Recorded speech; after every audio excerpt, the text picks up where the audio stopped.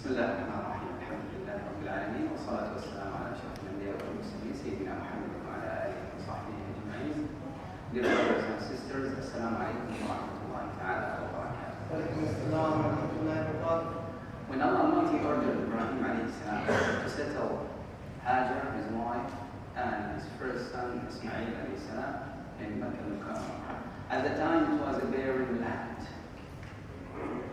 No plantation, no people. So he made few dua.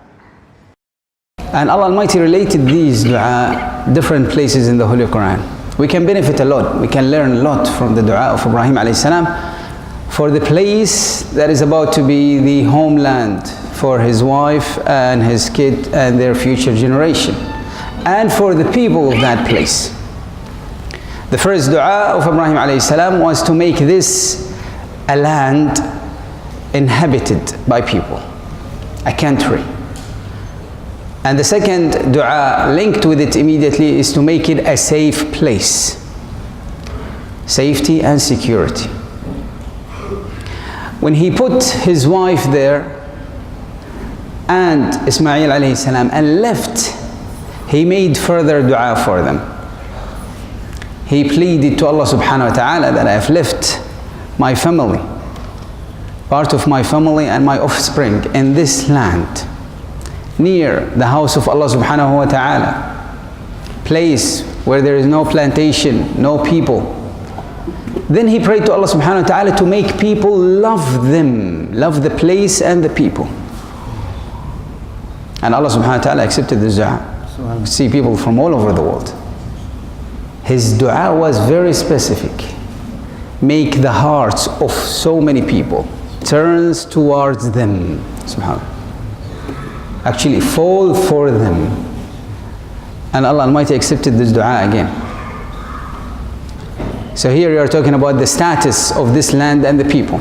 There to make it a country and a security place, safe and secure place, and then to make people love it, great. And then he prayed to Allah subhanahu wa ta'ala, the dua that is linked with it, to Allah Almighty to grant him from the fruit of the production, from everything. A place where there are no plantation, and he is praying for Allah Almighty to provide them with fruits of every kind. For sustenance. No matter how beautiful the place might be, okay, fine, and it is safe and secure, great, but there are no livelihood in it.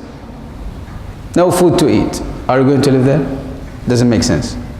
So that is why he made this dua as well, which Allah Almighty again accepted this dua. It became a safe place, place loved by people and inhabited by people, and with all kind of fruits provided and reached there, found there. Till very recently, before the current globalization, the new generation are probably the generation for globalization, so they are not aware of how their fathers and their forefathers lived. That was not how it worked. There were no supermarkets and hypermarkets at that time. The place where you are, usually you'll find only the products of that place, the produce of the area. Rarely do you find any other thing.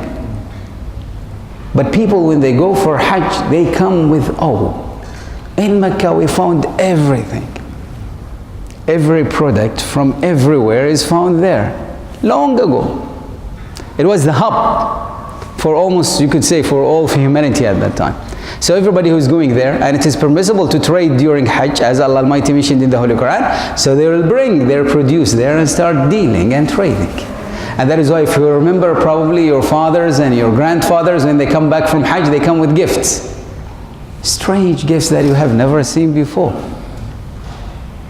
Every kind of fruit is found there. Every kind of produce. That was the dua of Ibrahim alayhi salam thousands of years ago. Now further, after all of this was established, he didn't stop there. So Ibrahim alayhi salam now returned later on, and he found it already a country inhabited by people. He repeated the dua again. The dua this time for safety and security as well. Repeated the same dua. And first, Allah Almighty make this place a country that is safe and secure. The second one, dua in the Holy Quran, Allah Almighty make this country a safe and secure place. Slight change of the word in Arabic. Give the depth of the period between them. Between the first dua, the fulfillment of that dua, the next dua. He repeated the concept of safety and security. So you need safety and security in the beginning to build and progress and develop and prosper. But after you prosper and develop, you still need security to protect that as well. And that is how we understand these two repeated dua. They are not repeated exactly. Many people sometimes they say there are so many repetitions in the Holy Quran. Yeah, apparently if you read it very quickly, you will not get the glimpse behind it. But if you think about it deeply, it has so many depth, extra meaning.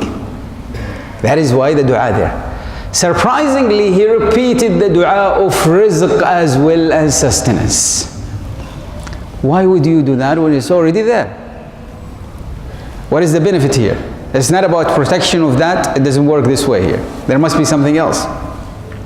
Now if you go back to the first dua that Ibrahim alayhi salam made was for Allah Almighty to provide them so that they can worship Allah Almighty. They can establish their religion. The unity of Allah Almighty. Worship Him alone, not idols, not any other false gods. The second dua, when he mentioned it for a different reason. Here says, provide them from the sustenance and the fruits of so and so that they will thank you. Talking here about a higher level of providers. Not only the bare minimum or the necessities, but for so much extra of prosperity so that it will reach the level of thanking Allah Almighty for that, for the blessings that you have with you. Again, that is why it is repeated. It is not the same. There are so many different concepts here. Ibrahim alayhi salam did not stop there. So you find more of his dua. The second dua, or the second two dua, for the future. So now in the beginning, establishing protection, prosperity and continuity, but then for a very, you could say, ahead in the future, a vision that is so ahead in the future. This consists of two different aspects. The first aspect is the materialistic one. The second one is the concept about the continuity of prophethood and message from Allah Almighty. In the first part, when he prayed to Allah Almighty to provide for the people of Mecca, he made a specific concept. Make the sustenance in this land, make this a land of unity and worshipping Allah Almighty, and make the sustenance only for those who believe in Allah Almighty and the hereafter. Very strange dua from Ibrahim alayhi salam. Do not provide anyone here with any sustenance except those who believe in Allah Almighty and the hereafter. Allah Almighty accepted the first dua but did not accept this one. Allah Almighty said immediately after that, and those who disbelieve as well, I'll provide for them. Not only the believers. Because Allah Almighty is Lord of the world, Lord of all people, not only Lord of the believers, Lord of the Muslims, no. Lord of the righteous, no. It's like if you are a father, to Allah Almighty is a greater example. If you are a father and you have so many children, some of them are good and some of them are bad, some of them are obedient, some of them are disobedient. Now when it comes to food and sustenance and caretaking and health care and so on, do you give only to those who are obedient, only to those who are good to you, or to all of them? No. To all of them. Why? Because you are the father, you are responsible about them. You brought them to this life, so it's your responsibility. And to Allah Almighty is a greater example. He is their Lord. He is their creator. So He provides for all. He says, for even those who disbelieve, I'll provide for them. And I'll make them enjoy it for some time in this world. The accountability is in the hereafter, not in this world. The second dua of Ibrahim alayhi salam was a surprising one. The second dua of Ibrahim alayhi salam was, way ahead in the future, O Allah Almighty, bring out from among them, in the middle of them, a messenger. Subhanallah. And then He will give the description so that He will guide them and He will teach them and He will educate them wisdom and knowledge and He will purify them. And Allah Almighty accepted this dua. That was Muhammad sallallahu alayhi wasallam. The answer of the dua of Ibrahim alayhi salam thousands of years ahead. We learn from this, from Ibrahim alayhi salam, how important it is to pray for your homeland and for the place where your families are when they are residing. This dua, and should not be a specific dua for a little duration. We'll come to that slightly after a little while. The second concept about Ibrahim alayhi salam with his homeland is that he did not stop with the mere dua, but he actually worked hard to establish it and make it happen. Sometimes we are so lazy, we just make the dua and we don't do anything. That dua does not work. When you need something from Allah subhanahu wa ta'ala, make dua, increase dua, but also work hard to achieve it. Allah Almighty will facilitate it for you. So Allah Almighty says in the Holy Quran, God does not change what is with people until they change what is with themselves. You don't like the situation, change it. You don't say, oh God, make this country, for example, a clean place with clean roads and facilities and so on, and then you are the first one to throw garbage in the road. Doesn't work. Or you do not remove garbage from the road yourself. You want it to happen, you need to work, and then Allah Almighty will facilitate it for you. So here Ibrahim alayhi salam, when he made all these dua, he did not stop there, he worked hard to do it. Part of what Allah Almighty mentioned for us is the building of the Kaaba itself, which he did with Ismail alayhi salam. Now he did a perfect job, to the best, and more than what is usually required from him. Ibrahim alayhi salam was very specific with this, and that is why Allah Almighty mentioned this concept about Ibrahim alayhi salam. He truly deserves the nickname Khalilur Rahman, the beloved by Allah subhanahu wa ta'ala, the merciful. If you have been to Makkah al-Mukarramah, or if you have seen pictures of it, beside the Kaaba there is a small building, round building, called Maqam Ibrahim alayhi salam. This place of standing of Ibrahim alayhi salam. What is so special about it? That it is mentioned in the Holy Quran. Allah Almighty says, وَاتَّخِذُوا مِن مَقَامِ إِبْرَاهِيمَ مُصَلَّى, and take the place of the standing of Ibrahim alayhi salam as a place of prayer. Why? Because of what Ibrahim alayhi salam did. When Allah Almighty ordered him to build the Kaaba, he built the Kaaba. He did a beautiful job, built it complete. But he did not settle there. He have done the obligation, but he wanted to perfect it much more. So he did it to the maximum height he could reach. Then he went and brought this stone. He put it in the ground and he got on top of it. Ismail alayhi salam will hand him more stones and he will take it and put it still on top to make it higher and higher. Not required from him. He has done the obligation, but he wanted to perfect it. The work of Ibrahim alayhi salam to realize the dua that he had already made. And Allah subhanahu wa ta'ala mentioned this in the Holy Quran and highlighted it. When it comes to Muhammad sallallahu alayhi wa sallam, we have similar things. For Mecca itself, the Messenger sallallahu alayhi wa sallam expressed his love for it, for his homeland. And he said it very clearly as he was departing, by Allah Almighty, you are the most beloved place on earth to Allah Almighty and the most beloved place to me. If it wasn't for your people forcing me out of you, I would have never left. Imagine the emotion and feeling of the Messenger ﷺ speaking to the land, to the place where he lived, where he grew. At the age of 53, he was forced to leave. Not an easy thing. Usually at this age, people return back to their homelands.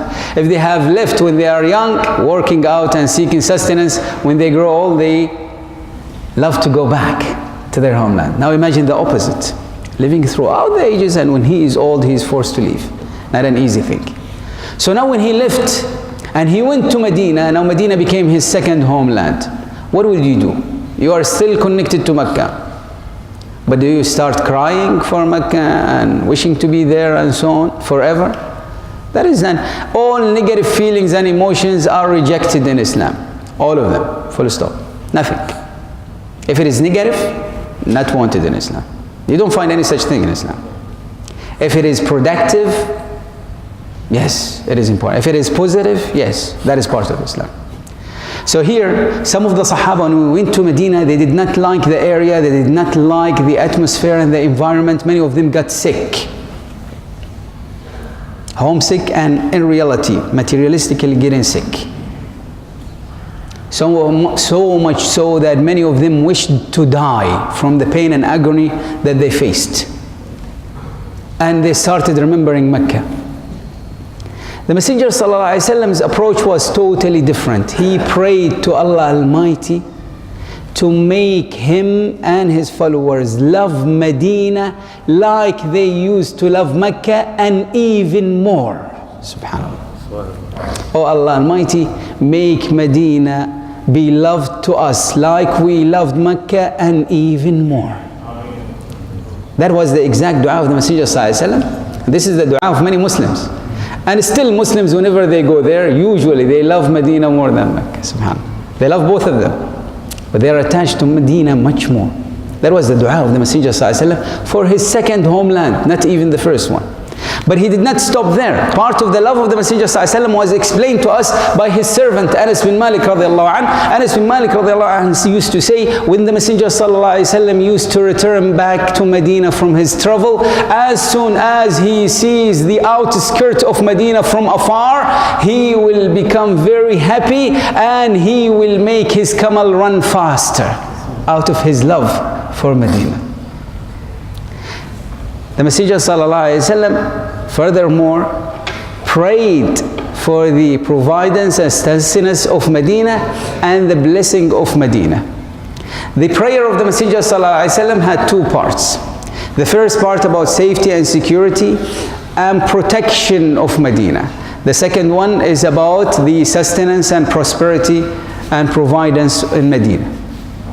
The dua of the Messenger ﷺ, he said, O Allah Almighty, your messenger Ibrahim alayhi salam made Mecca a forbidden land, a sacred place. And I make Medina a sacred place as well. I declare Medina also as a protected and sacred place. O Allah Almighty, bless us, make blessings for us in our Medina, in our city and homeland. This one, the new one. O Allah Almighty, make blessings for us in our Medina. O Allah Almighty, make a blessing for us in our sustenance. O Allah Almighty, make a blessings for us in our tradings and matters of way and selling and so on. O Allah Almighty, make the blessings double blessings. Very strange dua from the Messenger ﷺ for Medina specifically. Make a blessing, double the blessing. This is a very strange form even in Arabic. Oh Allah, make with the blessing, with a single blessing, double blessings. Very strange form. I'm not aware of any repetition of such form in the hadith of the Messenger ﷺ. I do not recall. This was explained in the same dua narrated by the Messenger ﷺ when he used to repeat this dua. Once he said, O Allah Almighty, make in Medina double the blessings that is in Mecca. So make with the blessing, he says, make a blessing like in Mecca, but make double that for Medina. Subhanallah. Can you imagine the amount of love and care for Medina and its future by the Messenger ﷺ? Again, the Messenger ﷺ did not stop merely with the dua, but by practice as well. The first thing the Messenger ﷺ, when he reached, he started building Medina. He built the first Masjid in Kobaisi. Shortly after, when he finished, he went to the place of the Masjid of the Medina now, and he started building that Masjid. As soon as he's finished, he started planning the houses around it, around the Masjid. City planning by the Messenger ﷺ in practice. And he was working with people, carrying with people to build. What do we learn from all of that? See, the relationship between you and your homeland and the place where you are living and the place where your families are staying, something that is very important. That is what we benefit from throughout the repetition and what Allah Almighty mentioned for us in the Holy Quran. And it doesn't stop with the dua only. You need to work hard also. It's part of your duty. And you need to think about the future. and the importance of safety and security for all people to live in. Now, sadly, many people sometimes when they are faced with something bad in the place where they are living or in their homeland, they started cursing people and place. You have seen that a lot. I'm seeing many people are smiling. Yes, you must have come across such things. Very strange. Okay, now imagine this is what you are doing. Instead of praying for them and for their safety and security and prosperity and guidance and betterment and so on, you are doing the exact opposite. Imagine Allah Almighty accepted this dua, what will happen? This will be the result. Surprisingly or unsurprisingly rather, in some areas around us, part of the daily speech of people whenever they meet each other, if they are even joking or if they have a problem, is to pray, may Allah Almighty collapse your home on top of your head. That is what they used to say, either jokingly or meaningly. And it is, as you could see around you, in many places around you, yes, homes are collapsed on top of people. What are you doing? Pray for the goodness, for their prosperity, for the guidance, for the correction, for the future. This is what we learn from the dua. Came into a barren land, absolutely nothing, no people, no plantation, no nothing, no sustenance, making all these dua for the current situation, for the near future, and for the far future. And then working hard to make this a reality. That is what we learn. The love for the homeland is not only speech. It is by practice. So yes, your dua is very important, your supplication is very important, but also your actual work. Work hard to make that happen. This is what we learn. Allah Almighty mentioned to us that all of these were accepted by Allah subhanahu wa ta'ala and facilitated by Allah Almighty, so much so that they had a safe place where they could prosper. Safe place. When they are traveling, they are safe, and when people are coming to them, they are safe. That is the concept that we learn. May Allah subhanahu wa ta'ala bless us in our land, in our place. May Allah subhanahu wa ta'ala grant us blessings in our homeland, in our countries, in the place where we are living. May Allah subhanahu wa ta'ala make this place of safety and security and prosperity for His people and inhabitants and for all the Muslims and all humanity. Ameen. Wa sallallahu ala Sayyidina Muhammad wa ala alihi wa sahbihi ajma'een.